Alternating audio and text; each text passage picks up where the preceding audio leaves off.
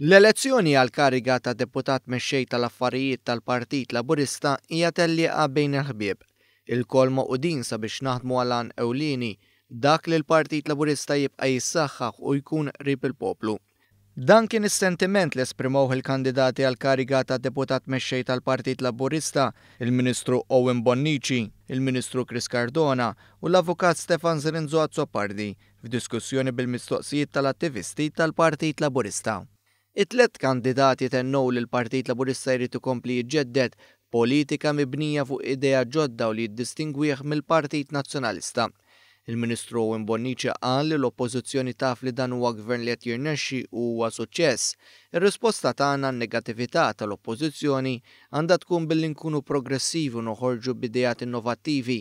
Dan għandna nagħmluh anke fl-istrutturi tal-Partit Laburista. Se nkun qed inkompli nitkellem mad-delegati u nisma' minn għandhom. U rrid nistqar illi l-esperjenza li tisma' id-delegati, tisma' l-aspirazzjonijiet, tisma' anke il-weġat fejn kien hemm bżonn, kompla mmarkalna il-ħtieġa, ir-rieda, il-konvinċiment illi jitla min jitla f'din l-elezzjoni, ħanerġgħu npoġġu bħala priorità il-bżonn illi nkunu attenti u qrib id-delegati u l-membri tal-partit. Il-Ministru Chris Cardona qal li l-Partit Laburista wettaq riforma sħiħa fil-pajjiż u wettaq dak li l-Partit Nazzjonalista m'għamilx f'25 sena.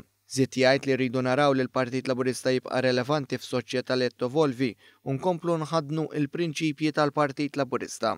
Tina nawgura illi jitla min jitla wara l-elezzjoni tal-ġimgħa d-dieħla nżommu din il-koordinazzjoni ta' bejnietna biex nibqgħu nassiguraw illi id-deputat mexxej tal-partit jibqa' jingħata l-appoġġ li għandu bżonn biex iwettaq il-bidliet tant neċessarji fil-Partit Laburista. Jiena minnaħa tiegħi il-commitment li għandi jiġi mill-fatt li jiena inħobb il-partit. Jiena tifel tal-partit, għandi passjoni kbira għall-Partit Laburista, inħobb naħdem fil-Partit Laburista u nixtieq li nagħta iżjed opportunità li nagħti ħafna iżjed milli tani il-Partit Laburista. L-Avukat Stefan Zirinzo Azzopardi qal li sentejn il-bot mill-elezzjoni ġenerali, il-Partit Laburista għandu opportunità biex jieħu idea tas-suċċess li rnexxielu jwettaq il-Gvern minkejja kull tfixkil li sab mill-Partit Nazzjonalista.